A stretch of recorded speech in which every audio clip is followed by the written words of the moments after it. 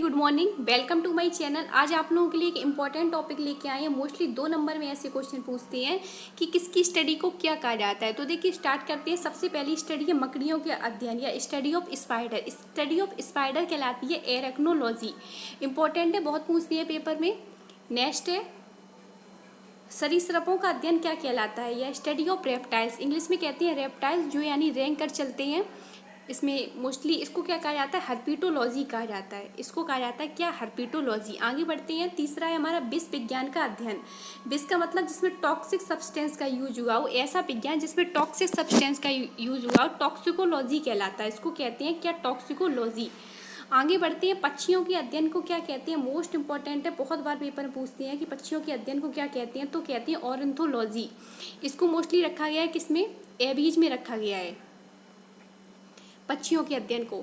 आगे बढ़ते हैं। ये तो मोस्टली इंपॉर्टेंट है, बहुत बार पूछते हैं कि मधुमक्खी पालन को क्या कहा जाता है। तो मधुमक्खी पालन को कहा जाता है एपीकल्चर। एपीकल्चर कहा जाता है। आगे बढ़ते हैं। रेशम कीट पालन को, ये भी बहुत बार पूछते हैं, रेशम कीट पालन को क्या कहा जाता है। और वाइवा में भी ऐसे क्वेश्चन आते हैं। तो रेशम कीट पालन को कहा जाता है क्या, सेरीकल्चर। सेरीकल्चर कहा जाता है। आगे बढ़ते हैं। रोगों की स्टडी को क्या कहते हैं, यानी जिसमें डिसीज की स्टडी हो, तो डिसीज की स्टडी को कहते हैं क्या, पैथोलॉजी कहा जाता है। इंपॉर्टेंट है ये पेपर के लिए। तो देखिए आगे बढ़ते हैं। वायरस की स्टडी को क्या कहा जाता है, ये आप लोग बता भी चुके हैं, वायरोलॉजी कहा जाता है। और देखिए सूक्ष्म विज्ञान का अध्ययन क्या कहलाता है। सूक्ष्म विज्ञान का अध्ययन कहलाता है माइक्रोबायोलॉजी। माइक्रो मतलब सूक्ष्म, बायोलॉजी मतलब जीव, तो इसको क्या कहेंगे, माइक्रोबायोलॉजी कहेंगे। आगे बढ़ते हैं। ये इंपॉर्टेंट है, ये पूछते हैं कि मछली पालन के अध्ययन को क्या कहते हैं, यानी मत्स्य पालन भी कह सकते हो उसको। तो कहते हैं इसको पिसीकल्चर। क्या कहते हैं, पिसीकल्चर इसको कहा जाता है। आगे बढ़ते हैं।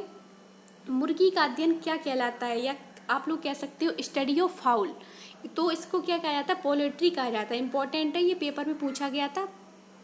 आगे बढ़ते हैं। ये है मछलियों का अध्ययन। ये था मछली पालन, यानी जिसमें मछलियों को पाला जाता है, इसमें स्टडी की जाती है फिशिस की।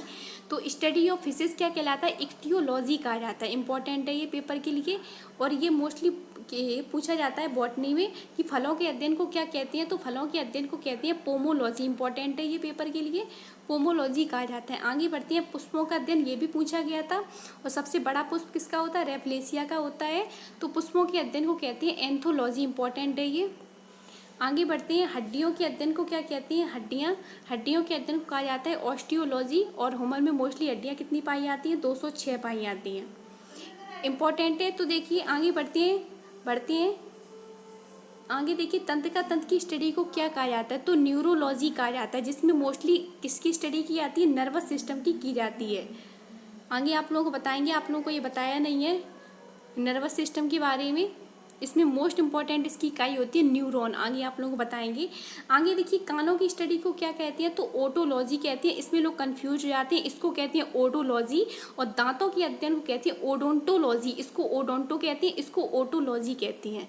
ये इंपॉर्टेंट है, ये बहुत पूछा गया था। छिपकली की स्टडी क्या कहलाती है, या स्टडी ऑफ लिजर्ड, तो क्या कहलाती है, सोरोलॉजी कहलाती है। क्या, सोरोलॉजी कहलाती है। आगे बढ़ते हैं। कीटों की स्टडी को क्या कहते हैं, तो कीटों की स्टडी को कहते हैं एंटोमोलॉजी। इंपॉर्टेंट है पेपर के लिए, बहुत पूछती है पेपर में, तो इसको अच्छे से क्लियर करें। वीडियो अच्छी लगी उसे लाइक करें, शेयर करें, कमेंट करें। और ये इंपॉर्टेंट टॉपिक है, इसको अच्छे से क्लियर करें। धन्यवाद।